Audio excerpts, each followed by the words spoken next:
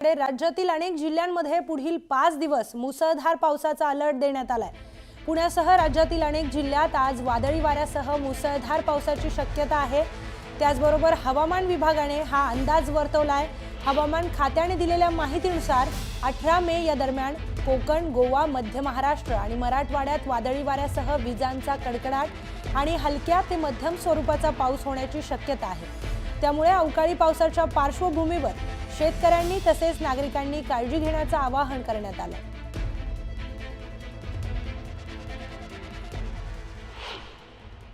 Sir, monsoon पूर्व पावसाला सुरुवात झालेली आहे। आज राज्याची स्थिती काय आहे? राज्यातील कुठल्या भागाला ऑरेंज अलर्ट आहे, येलो अलर्ट आहे? पाऊस कसा असेल? पुणे शहर असेल, जिल्हा असेल किंवा राज्य असेल?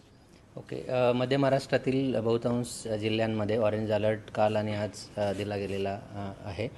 काल तर आपण बघितलं की मध्य महाराष्ट्रातील बऱ्याच जिल्ह्यांमध्ये थंडरस्टॉर्म्स म्हणजेच मेघगर्जनेसह पावसाची नोंद झालेली आहे।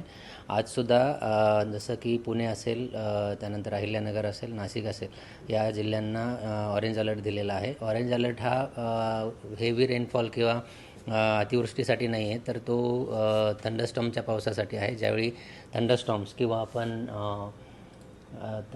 किंवा मेघगर्जनेसहचा पाऊस म्हणतो, त्यावेळी पावसाबरोबरच वारेसुद्धा जोरदार असतात आणि विजासुद्धा पडतात। तर त्याचा इम्पॅक्ट जो आहे तो दैनंदिन जीवनावर होतो किंवा शेतकऱ्यांच्या पिकांवर पण होऊ शकतो। म्हणून ऑरेंज अलर्ट हा आपण डे 1 आणि डे 2 साठी म्हणजेच काल आणि आज दिलेला आहे। आणि हा जो फोरकास्ट आहे आज दुपारनंतर परत अपडेट केला जाईल।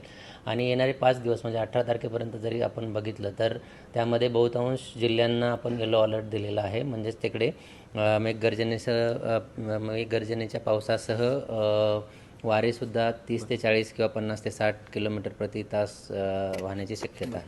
ही स्क्रीन आहे जी आपण पाहतोय, सर फक्त आम्हाला दाखवा की आज जसे 15 तारीख आहे आणि ऑरेंज, येलो आणि ग्रीन असं तुम्ही महाराष्ट्र डिवाइड केलाय, तर आम्हाला दाखवा की नेमकं ऑरेंज अलर्ट कुठल्या जिल्ह्याला, येलो अलर्ट कुठल्या जिल्ह्याला आहे? हां, तुम्ही इथे बघू शकता की अहिल्यानगर, नाशिक, पुणे, सातारा या जिल्ह्यांना म्हणजे ऑरेंज अलर्ट दिला गेलेला आहे। कोकण, मराठवाडा आणि विदर्भातील बहुतांश जिल्ह्यांना येलो अलर्ट दिला गेलेला आहे। आणि 16 आणि 17 आणि 18 तारखेला मेनली मध्य महाराष्ट्र आणि मराठवाड्यातील काही जिल्हे आणि विदर्भातील काही जिल्ह्यांना येलो अलर्ट आहे।